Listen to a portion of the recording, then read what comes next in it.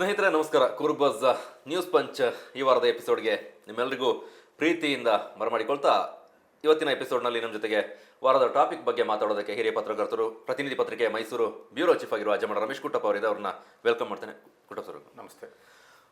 ನೀವೇನಾದರೂ ನಮ್ಮ ಚಾನಲ್ನ ಸಬ್ಸ್ಕ್ರೈಬ್ ಮಾಡದೆ ಫಸ್ಟ್ ಟೈಮ್ ನೋಡ್ತಾ ಇದ್ರೆ ಸಬ್ಸ್ಕ್ರೈಬ್ ಮಾಡ್ಕೊಳ್ಳಿ. ಹಾಗೆ ಇನ್ಸ್ಟಾಗ್ರಾಮ್, ಫೇಸ್ಬುಕ್ನಲ್ಲೂ ಕೂಡ ನಮ್ಮನ್ನು ಫಾಲೋ ಮಾಡ್ಕೊಳ್ಳಿ ಅಂತ ಕೇಳ್ಕೊಳ್ತಾ ಈ ವಾರದ ಟಾಪಿಕನ್ನು ಆರಂಭಿಸ್ತಾ ಇದ್ದೇನೆ.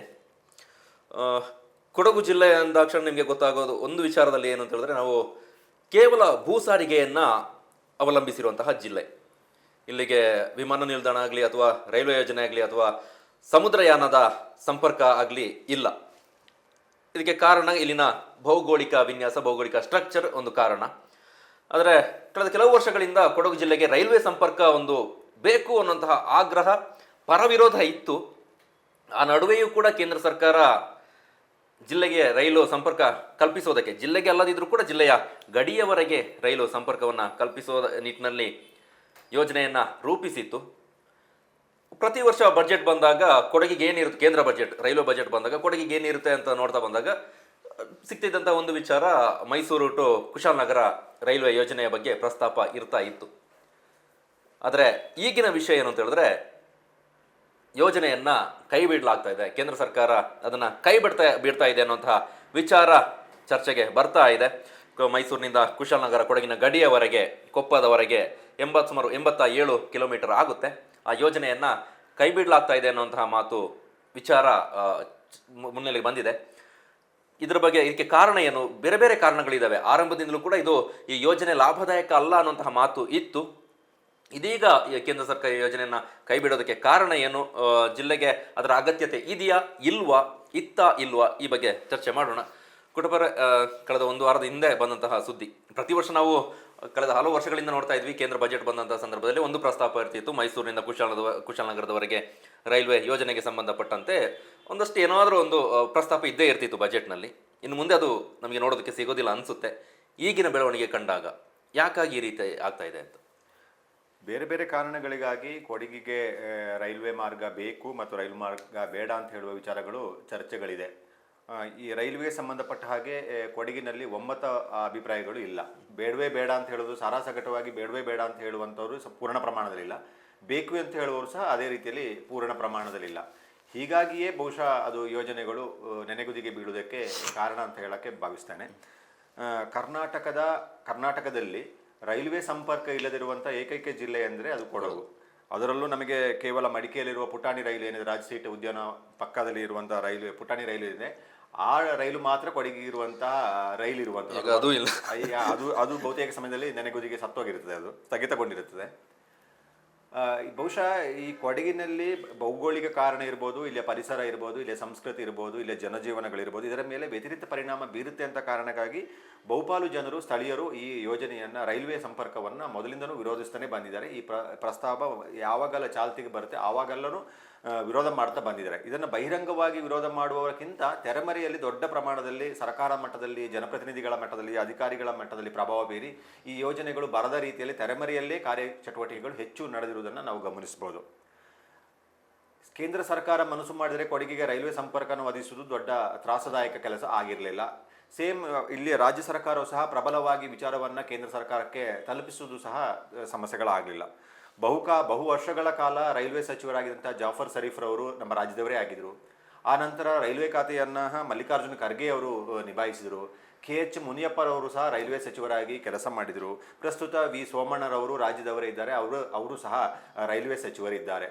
ವಿ ಸೋಮಣ್ಣರವರೇ ಹೇಳಿದರೆ ರಾಜ್ಯ ಸರ್ಕಾರ ಈ ಯೋಜನೆಗೆ ನಮಗೆ ಸಹಕಾರ ಕೊಡೋಕ್ಕೆ ಸಾಧ್ಯ ಆಗೋದಿಲ್ಲ ಅಂತ ಹೇಳುವ ವರದಿಯನ್ನು ರಾಜ್ಯ ಸರ್ಕಾರಕ್ಕೆ ಕೊಡೋದರ ಮೂಲಕ ರಾಜ್ಯ ಸರ್ಕಾರಕ್ಕೆ ಇದರ ಹೊಣೆಗಾರಿಕೆಯನ್ನು ಅವರು ವರ್ಗಾಯಿಸುವ ಕೆಲಸವನ್ನು ಮಾಡಿದ್ದಾರೆ. ಅದೇ ರೀತಿಯಲ್ಲಿ ಮೈಸೂರು ಕೊಡಗಿನ ಸಂಸದರಾಗಿರುವಂಥ ಯದುವೀರ್ ಕೃಷ್ಣದತ್ತ ಚಾಮರಾಜ ಒಡೆಯರು ಸಹ ಅದೇ ಮಾತನ್ನು ಹೇಳಿದರೆ, ರಾಜ್ಯ ಸರ್ಕಾರದ ಪಾಲಿನ ಕೆಲಸವನ್ನು ಮಾಡೋದಕ್ಕೆ ಅದು ಒಪ್ಪುತ್ತಾ ಇಲ್ಲ, ಅದು ಮುಂದೆ ಬರದಿರೋ ಕಾರಣಕ್ಕಾಗಿ, ಅದರ ಆರ್ಥಿಕ ಸಮಸ್ಯೆ ಕಾರಣಕ್ಕಾಗಿ, ರಾಜ್ಯ ಸರ್ಕಾರದ ಆರ್ಥಿಕ ಸಮಸ್ಯೆ ಕಾರಣಕ್ಕಾಗಿ ಈ ಯೋಜನೆ ಬಹುಶಃ ಇನ್ನು ಚಾಲ್ತಿಗೆ ಬರಲ್ಲ. ಆ ಕಾರಣಕ್ಕಾಗಿ ಕೇಂದ್ರ ಸರ್ಕಾರ ಈ ಪ್ರಸ್ತಾವನೆಯನ್ನು ಬಿಟ್ಟಿದೆ ಅಂತ ಹೇಳುವ ಮಾತನ್ನು ಹೇಳಿದ್ದಾರೆ. ಲಾಭದಾಯಕವಾಗಿಲ್ಲ ಅಂತ ಹೇಳುವ ಕಾರಣಕ್ಕಾಗಿಯೇ ಕೇಂದ್ರ ರೈಲ್ವೆ ಇಲಾಖೆಯವರು ರಾಜ್ಯ ಸರ್ಕಾರದ ಸಹಭಾಗಿತ್ವದಲ್ಲಿ ಈ ಯೋಜನೆ ಅನುಷ್ಠಾನ ತರುವ ಪ್ರಯತ್ನಕ್ಕೆ ಕೈ ಹಾಕಿತ್ತು. ಲಾಭದಾಯಕ ಅಲ್ಲದೇ ಇದ್ರೂ ಸಹ ಜನರಿಗೆ ಸಂಪರ್ಕ ಸಾಧನವಾಗಿ ಬಳಕೆ ಮಾಡುವ ಕಾರಣಕ್ಕಾಗಿ ಕೇಂದ್ರ ಮತ್ತು ರಾಜ್ಯ ಎರಡೂ ಸಹಭಾಗಿತ್ವದಲ್ಲಿ ಈ ಯೋಜನೆ ಅನುಷ್ಠಾನ ತರುವ ಪ್ರಯತ್ನಕ್ಕೆ ಕೈ ಹಾಕಿತ್ತು. 2012ನೇ ಇಸವಿಯಲ್ಲಿ KH ಮುನಿಯಪ್ಪರವರೇ ರೈಲ್ವೆ ಸಚಿವರಾಗಿದ್ದ ಸಂದರ್ಭದಲ್ಲಿ ಈ ಒಂದು ಮೈಸೂರಿಂದ ಕುಶಾಲನಗರದವರೆಗೆ, ಕೊಡಗಿನ ಗಡಿಭಾಗ ಕುಶಾಲನಗರದವರೆಗೆ, ಅಂದರೆ ಅದು ಪೂರ್ಣ ಎಲ್ಲೂ ಮೈಸೂರು ಭಾಗ ನಮಗೆ ಗಡಿಭಾಗ ಆಗಿರುತ್ತೆ. ಕೊಡಗು ಯಾವುದೇ ಸಂಪರ್ಕ ಇರೋದಿಲ್ಲ. ಕೊಡಗಿನ ಹತ್ತಿರದವರೆಗೆ ಅಂದರೆ ಮೈಸೂರು ಜಿಲ್ಲೆಯೊಳಗೇ ಆ ರೈಲ್ವೆ ನಿಲ್ದಾಣ ಇರುವಂತಿರ್ಬೋದು, ರೈಲ್ವೆ ಟ್ರ್ಯಾಕ್ ಇರ್ಬೋದು, ಎಲ್ಲವೂ ಸಹ ಮೈಸೂರು ಜಿಲ್ಲೆಯೊಳಗೆ ಮಾಡುವಂತಹ ಮೈಸೂರು ಕುಶಾಲನಗರದವರೆಗಿನ ರೈಲ್ವೆ ಮಾರ್ಗದ ಸಮೀಕ್ಷೆ ಮಾಡುವುದಕ್ಕೆ ಅವರು ಭೂಮಿ ಪೂಜೆಯನ್ನು ಸಹ ನೆರವೇರಿಸಿದರು. ಮತ್ತು ಅದಕ್ಕೆ ಪೂರಕವಾಗಿ ಕೇಂದ್ರದಲ್ಲಿ ಮಮತಾ ಬ್ಯಾನರ್ಜಿ ಅವರು ರೈಲ್ವೆ ಸಚಿವರಾಗಿದ್ದಾಗ ಅದಕ್ಕೆ ಸಮೀಕ್ಷೆ ಮಾಡುವುದಕ್ಕೆ ಘೋಷಣೆಯನ್ನು ಸಹ ಅಧಿಕೃತವಾಗಿ ಬಜೆಟಲ್ಲೇ ಅವರು ಘೋಷಣೆಯನ್ನು ಸಹ ಮಾಡ್ತಾರೆ, ಈ ರೈಲ್ವೆ ಯೋಜನೆಯನ್ನು ತರುವುದಕ್ಕೆ. ಬಹುಶಃ ಆ ಸಂದರ್ಭದಲ್ಲಿ ಬಹುತೇಕ ಜನ ರೈಲ್ವೆ ಯೋಜನೆಯ ಪರವಿದ್ದವರು ಅಥವಾ ರೈಲು ಬೇಕು ಅಂತ ಹೇಳ್ತಿದ್ರು, ಬಹಳ ಸಂಭ್ರಮ ಪಟ್ಟಿದ್ದರು. ಇನ್ನು ಕೆಲವೇ ವರ್ಷಗಳಲ್ಲಿ ನಮಗೆ ಕೊಡಗಿಗೆ ರೈಲು ಸಂಪರ್ಕ ಬರುತ್ತೆ ಅಂತ ಹೇಳುವುದನ್ನು ಹೇಳಿದರು. ಅದೇ ಸಂದರ್ಭದಲ್ಲಿ ರೈಲನ್ನು ವಿರೋಧಿಸ್ತಾ ಬಂದವರು, ಬೇರೆ ಬೇರೆ ಕಾರಣಗಳಿಗೆ ವಿರೋಧವನ್ನು ಮಾಡ್ತಿದ್ದವರು ಬಹಳ ಆತಂಕಕ್ಕೂ ಸಹ ಒಳಗಾದರು. ಮತ್ತೆ ಕೊಡಗಿನ ಮೇಲೆ ವ್ಯತಿರಿಕ್ತ ಪರಿಣಾಮ ಬೀರುತ್ತೆ ಅಂತ ಹೇಳುವಂಥ ಆತಂಕವನ್ನು ವ್ಯಕ್ತಪಡಿಸ್ತಾ ಬಂದಿರು. ಯಾವಾಗ ಅದು ಲಾಭದಾಯಕ ಅಲ್ಲ ಅಂತ ಹೇಳೋ, ಈ ಮಾರ್ಗದಲ್ಲ ಲಾಭದಾಯಕ ಏಕೆ ಅಲ್ಲ ಅಂತ ಹೇಳಿದ್ರೆ ಜನಸಂಖ್ಯೆ ವಿರಳ ಸಂಖ್ಯೆ ಇರೋದು. ಕೊಡಗಿನ ಜನಸಂಖ್ಯೆಯು ಬಹಳ ವಿರಳವಿದೆ. ಅದರೊಂದಿಗೆ ಇನ್ನೂ ಸಹ ಯೋಚನೆ ಮಾಡಬೇಕು, ಮೈಸೂರಿಂದ ಕುಶಾಲನಗರಕ್ಕೆ ಅಷ್ಟೇ ರೈಲ್ವೆ ಮಾರ್ಗ ಪಾಸ್ ಆಗೋದ್ರಿಂದ ಅದು ಲಾಭದಾಯಕ ಆಗೋದಕ್ಕೆ ಸಾಧ್ಯವಿಲ್ಲ. ಆ ಕಾರಣಕ್ಕಾಗಿ ಈ ರೈಲ್ವೆ ಮಾರ್ಗವನ್ನು ಮಂಗಳೂರಿಗೆ ಲಿಂಕ್ ಮಾಡುವುದಕ್ಕೆ, ಮೈಸೂರು ಟು ಮಂಗಳೂರಿಗೆ ಲಿಂಕ್ ಮಾಡುವ ಪ್ರಯತ್ನವೂ ಸಹ ನಡೆದಿತ್ತು. ಮೈಸೂರಿಂದ ಕೊಡಗಿನ ಮೂಲಕ ತಲಚೇರಿಗೆ, ಕೇರಳ ರಾಜ್ಯಕ್ಕೆ ಸಹ ಸಂಪರ್ಕವನ್ನು ಮಾಡುವ ಪ್ರಯತ್ನವನ್ನು ಸಹ ನಡೆದಿದೆ. ಅದು ಕರ್ನಾಟಕದಿಂದ ಕೇರಳಕ್ಕೆ ತಲಚೇರಿಗೆ ರೈಲ್ವೆ ಸಂಪರ್ಕಕ್ಕೆ ಕರ್ನಾಟಕದವರಿಗಿಂತ ಕೇರಳದ ಒತ್ತಡ ಹೆಚ್ಚುಗಳು. ಹಲವಾರು ನಮ್ಮ ಕೊಡಗಿನ ಮೂಲಕ ಹಾದು ಹೋಗುವ ಹೆದ್ದಾರಿಗಳಿರ್ಬೋದು, ರಾಷ್ಟ್ರ ಹೆದ್ದಾರಿಗಳು, ರಾಜ್ಯದವರಿಗಿಂತ ಕೇರಳದವರಿಗೆ ಹೆಚ್ಚು ಆಸಕ್ತಿ, ಅವರು ಹೆಚ್ಚು ಒತ್ತಡವನ್ನು ಹಾಕುವುದನ್ನು ಅವರ ಮುಖ್ಯಮಂತ್ರಿ, ಕೇರಳದ ಮುಖ್ಯಮಂತ್ರಿ ನಮ್ಮ ರಾಜ್ಯದ ಮುಖ್ಯಮಂತ್ರಿ ಮೇಲೆ ಒತ್ತಡ ಹಾಕೋದು ಅಥವಾ ಕೇಂದ್ರ ಸರ್ಕಾರದ ಮೇಲೆ ಒತ್ತಡ ಹಾಕುವುದನ್ನು ಸಹ ನಾವು ಗಮನಿಸಬಹುದು. ಹಲವು ರಾಷ್ಟ್ರೀಯ ಹೆದ್ದಾರಿಗಳು ಪಾಸ್ ಆಗೋದಕ್ಕೂ ಸಹ ಪರೋಕ್ಷವಾಗಿ ತೆರೆಮರೆಯಲ್ಲಿ ಅದರ ಪ್ರಯತ್ನಗಳಿರುವುದೇ ಕೇರಳದ ಸರ್ಕಾರದ ಮೂಲಕನೇ ಸಹ. ಅವರಿಗೆ ಸಂಪರ್ಕ ಸಾಧ್ಯವನ್ನು ಸುಲಭ ಮಾಡ್ಕೊಳ್ಳೋಕ್ಕೆ, ಮೈಸೂರಿಗೆ ಲಿಂಕ್ ತಗೊಳ್ಳೋಕ್ಕೆ ಸುಲಭವಾಗಿ, ಅಥವಾ ಅಲ್ಲಿಂದ ಇಲ್ಲಿಗೆ ಪಾಸ್ ಆಗೋದಕ್ಕೆ ಅವರು ಅದನ್ನು ಸುಲಭದ ದಾರಿಗಳನ್ನು, ಹೆದ್ದಾರಿ ಇರ್ಬೋದು, ರೈಲ್ವೆ ಇರ್ಬೋದು, ಇದನ್ನು ಬಯಸ್ತಾರೆ. ದಕ್ಷಿಣ ಕೊಡಗಿನ ಮೂಲಕ ತಲಚೇರಿಗೆ ರೈಲ್ವೆ ಸಂಪರ್ಕ ಆಗುವಾಗ ತುಂಬ ವ್ಯಾಪಕವಾದಂಥ ವಿರೋಧಗಳು ಸಹ ವ್ಯಕ್ತವಾಯಿತು. ಅದೇ ರೀತಿ ಮಡಿಕೇರಿ ಒಂದು ಹಂತದಲ್ಲಿ ರೈಲ್ವೆ ಮಂಗಳೂರಿಗೆ ಪಾಸ್ ಆಗುವ ರೀತಿಯಲ್ಲಿ ಮಕ್ಕಂದೂರಲ್ಲಿ ನಿಲ್ದಾಣ ಮಾಡುವ ಪ್ರಸ್ತಾವನೆ ಸಹ, ಅದರ ಸಮೀಕ್ಷೆ ಸಹ ನಡೆದಿತ್ತು. ಅದಕ್ಕೆ ತೀವ್ರವಾದ ವಿರೋಧ ವ್ಯಕ್ತವಾದ ಕಾರಣಕ್ಕಾಗಿ ಕೊಡಗಿನ ಗಡಿಯವರೆಗೆ ಆ ರೈಲು ಮಾರ್ಗ ತರುವುದಕ್ಕೆ ಪ್ರಯತ್ನಗಳನ್ನು ನಡೆದಿತ್ತು. ರೈಲ್ವೆ ನಮಗೆ ಇದರಲ್ಲಿ ಸಗಟವಾಗಿ ರೈಲ್ವೆ ಸಂಬಂಧಪಟ್ಟ ಹಾಗೆ ನಿರ್ಧಾರ ತೆಗೆದುಕೊಳ್ಳೋಕ್ಕೂ ಸಹ ಸಾಧ್ಯ ಆಗೋದಿಲ್ಲ. ಉಪಕಾರಿಯೂ ಇದೆ, ಅಪಾಯಕಾರಿಯೂ ಇದೆ. ನಾವು ಯಾವ ಆ್ಯಂಗಲಲ್ಲಿ ಅದನ್ನು ಯೋಚನೆ ಮಾಡ್ತೀವಿ ಅಂತ ಹೇಳಿದ್ರೆ ಅದು ಉಪಕಾರಿ ಇರ್ತದೆ. ಕೊಡಗಿನ ಭೌಗೋಳಿಕ ಪ್ರದೇಶ, ಪರಿಸರ ಇದೆ, ಸಂಸ್ಕೃತಿ ಇದೆ, ಜನಜೀವನ, ಜನಸಂಖ್ಯೆ, ಬದುಕು, ಇದರೆಲ್ಲ ಬಗ್ಗೆ ಯೋಚನೆ ಮಾಡಿದಾಗ ರೈಲು ಬೇಡ, ನಡೀಲಿ ಅಂತ ಹೇಳುವಂಥದ್ದನ್ನು ಹೇಳಬೇಕಾಗುತ್ತದೆ. ಸಾಕಷ್ಟು ಜನ ರೈಲು ಬೇಕು ಅಂತ ಹೇಳುವಾಗ ಹೇಗೆ ಹೇಳ್ತಾರೆ ಅಂತ ಹೇಳಿದ್ರೆ, ನನಗೆ ಪ್ರಬಲವಾಗಿ ಹೇಳುವಂಥದ್ದು, ಭಾರತೀಯ ಸೇನೆಯಲ್ಲಿ ಯೋಧರುಗಳು ಹೆಚ್ಚಿನ ಸಂಖ್ಯೆಯಲ್ಲಿ ಸೇವೆ ಸಲ್ಲಿಸಿದ್ದಾರೆ, ಅವರು ಸೇನೆಯಿಂದ ಬರುವ ಸಂದರ್ಭ ನೇರವಾಗಿ ರೈಲಿದ್ರೆ ಕೊಡಗಿಗೆ ಬರ್ತಾ ಇದ್ರು ಅಂತ. ಆದರೆ ಪ್ರತಿ ಒಂದು ಮನೆಯಿಂದ ಒಬ್ಬ ಯೋಧ, ಕನಿಷ್ಠ ಒಬ್ಬ ಯೋಧ ದೇಶ ಸೇವೆಯಲ್ಲಿ ಇದ್ದ ಸಂದರ್ಭದಲ್ಲೇ ನಮಗೆ ರೈಲು ಸಿಕ್ಕಿರಲಿಲ್ಲ. ಇವಾಗ ಊರಿಗೊಬ್ಬ ಯೋಧ ಇದ್ದರೆ ಅದೇ ದೊಡ್ಡ ವಿಚಾರ. ಈಗ ಸೇನೆಗೆ ಕೊಡಗಿನವರ ಸೇರುವ ಸಂಖ್ಯೆ ವಿರಳ ಸಂಖ್ಯೆ ಆಗ್ತಾ ಇದೆ. ಮೊದಲು ಯೋಧರಾಗಿ, ಸೈನಿಕರಾಗಿ ದೊಡ್ಡ ಪ್ರಮಾಣದಲ್ಲಿ ಭಾರತೀಯ ಸೇನೆಯಲ್ಲಿ ಸೇವೆ ಸಲ್ಲಿಸ್ತಾ ಇದ್ರು. ಆ ಸೇನೆಗೆ ಸೇರುವ ಉತ್ಸಾಹ, ಆಸಕ್ತಿ ಎಲ್ಲವೂ ಇತ್ತು. ಆದರೆ ಈಗ ಸ್ಥಾನ ಬದಲಾಗಿದೆ, ಆಸಕ್ತಿ ಬದಲಾಗಿದೆ, ಕ್ಷೇತ್ರ ಬದಲಾಗಿದೆ, ಕೆಲಸ ಆಯ್ಕೆ ಮಾಡುವ ಕ್ಷೇತ್ರಗಳು ಬೇರೆ ಬೇರೆ ಆಗಿದೆ. ಅದರೊಂದಿಗೆ ಸೇನಾಧಿಕಾರಿಗಳಾಗಿ ಇವಾಗ ಹೆಚ್ಚಿನ ಸಂಖ್ಯೆಯಲ್ಲಿ ಹೋಗ್ತಾರೆ. ವಿದ್ಯಾರ್ಜನೆ ಹೆಚ್ಚಾಗ್ತಾ ಹೋದಾಗೆ, ಪದವಿಗಳು ಹೆಚ್ಚು ಸಿಗ್ತಾ ಹೋದಾಗೆ, ಸೇನೆಯ ಅಧಿಕಾರಿಗಳಾಗಿ ಕೊಡಗಿನವರು ಹೆಚ್ಚಿನ ಸಂಖ್ಯೆಯಲ್ಲಿ ಇವಾಗೂ ಸಹ ಭಾರತೀಯ ಸೇನೆಯ ವಿವಿಧ ಹುದ್ದೆಗಳಲ್ಲಿ ಕೊಡಗಿನವರು ಇವತ್ತು ಸಹ ಸೇವೆ ಸಲ್ಲಿಸಿದ್ದಾರೆ. ಸೈನಿಕರ ಸಂಖ್ಯೆ ಕಮ್ಮಿಯಾಗಿದೆ.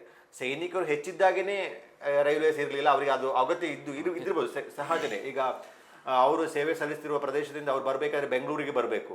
ಬೆಂಗಳೂರಿಂದ ಈಚೆ ಬರುವ ಎಲ್ಲ ಊರುಗಳಿಗೆ ಬರುವಾಗ ಕಷ್ಟಪಟ್ಟೆ ಅವರು ಬರುವಂಥ ಕೆಲಸಗಳು ಆಗ್ತಿತ್ತು. ಅದು ಒಂದು ಯೋಗ. ಇನ್ನೊಂದು ಮಾತು ಹೇಳುವಂಥದ್ದು, ಕಾಫಿ ರಫ್ತಿಗೆ ಇದು ಬಹಳ ಉಪಕಾರಿ ಆಗ್ತದೆ.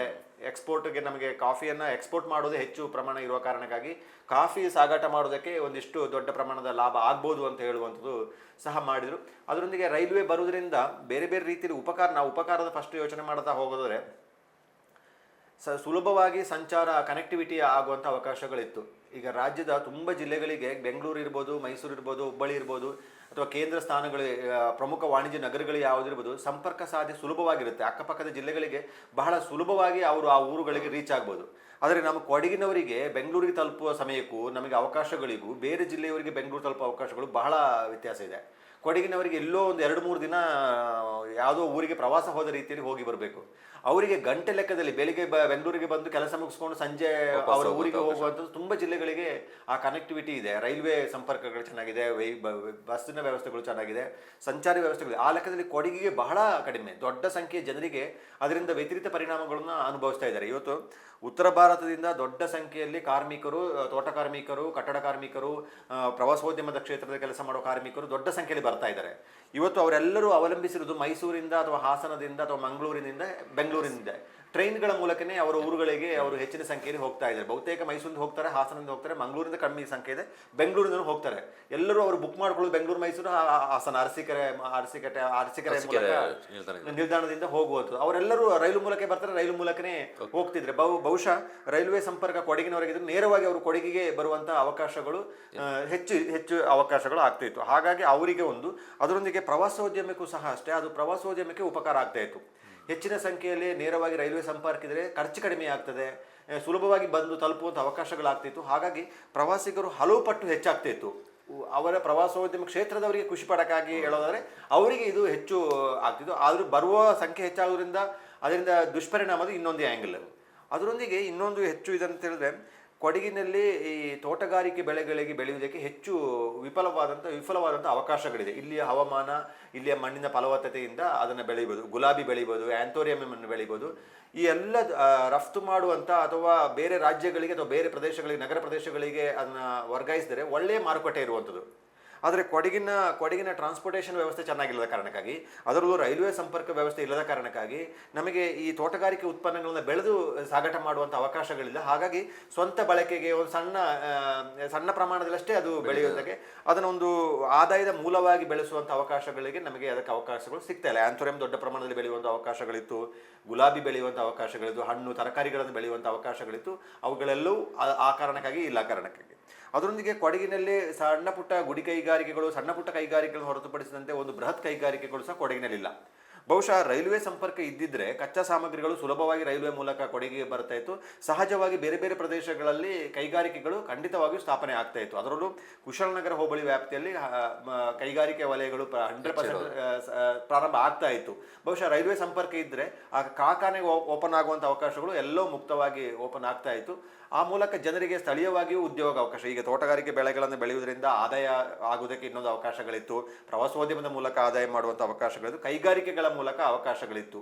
ಈ 3 ಅವಕಾಶಗಳಿಂದ ಕೊಡಗಿನ ಜನತೆ ಇವತ್ತು ಅವಕಾಶವನ್ನು ತಪ್ಪಿಸ್ಕೊಂಡಿದ್ದಾರೆ. ಬಹುತೇಕ ಇವತ್ತು ಕಾಫಿಯನ್ನೇ ಅವಲಂಬಿಸಿದ್ದಾರೆ. ಅದರೊಂದಿಗೆ ಪ್ರವಾಸೋದ್ಯಮವು ಸಹ ಒಂದಿಷ್ಟು ಜನರಿಗೆ ಆದಾಯದ ಬದುಕಿನ ರೂಪವಾಗಿ ಆಗಿದೆ. ಅದರೊಂದಿಗೆ ರೈಲ್ವೆ ಬರುವುದರಿಂದ ಆಗುವಂಥ ವ್ಯತಿರಿಕ್ತ ಪರಿಣಾಮಗಳೇನೆಂದರೆ, ಭೌಗೋಳಿಕವಾಗಿ ಇದರಿಂದ ರೈಲ್ವೆ ಮೂಲಕ 100% ಒಂದಷ್ಟು ಧಕ್ಕೆಗಳು ಆಗ್ತಾಯಿದ್ದು. ಇದು ಗುಡ್ಡಗಾಡು ಪ್ರದೇಶಗಳಿರುವುದರಿಂದ ಅಥವಾ ಬೇರೆ ಬೇರೆ ಕಾರಣಗಳಿಗಾಗಿ ಪರಿಸರದ ಮೇಲೆ ಅರಣ್ಯ ಪ್ರದೇಶಗಳ ಮೂಲಕ ಹಾದು ಹೋಗಬೇಕಾಗಿದೆ. ಅದಕ್ಕೆ ವನ್ಯಪ್ರಾಣಿಗಳಿಗೆ, ಪರಿಸರಗಳಿಗೆ, ಜೀವ ಸಂಕುಲನಕ್ಕೆ 100% ಅದೊಂದು ದೊಡ್ಡ ಮಟ್ಟದ ಅಪಾಯಕಾರಿ ಆಗ್ತಿತ್ತು. ಅದರೊಂದಿಗೆ ಆನೆ ಕಾರಿಡಾರಿಗೂ ಧಕ್ಕೆ ಆಗ್ತಾಯಿತ್ತು. ಈಗಾಗಲೇ ಬೇರೆ ಬೇರೆ ಅಣೆಕಟ್ಟುಗಳನ್ನು ನಿರ್ಮಾಣ ಮಾಡೋದರ ಮೂಲಕ ಕರ್ನಾಟಕ, ತಮಿಳುನಾಡು, ಕೇರಳದ ಮೂಲಕ ಸುಗಮವಾಗಿ ಸಂಚರಿಸ್ತಿದ್ದಂಥ ಆನೆಗಳ ಹಾದಿಗೆ ಬ್ರೇಕ್ ಆದ ಕಾರಣಕ್ಕಾಗಿ ಈ ಎಲ್ಲ ಆನೆಗಳು ಇವತ್ತು ಊರುಗಳಿಗೆ ಬರುವುದಕ್ಕೆ ಮೇಯ್ನ್ ಕಾರಣನೇ ಅವರ ಕಾರಿಡಾರ್ ಬಂದಾಗಿರುವಂಥದ್ದು.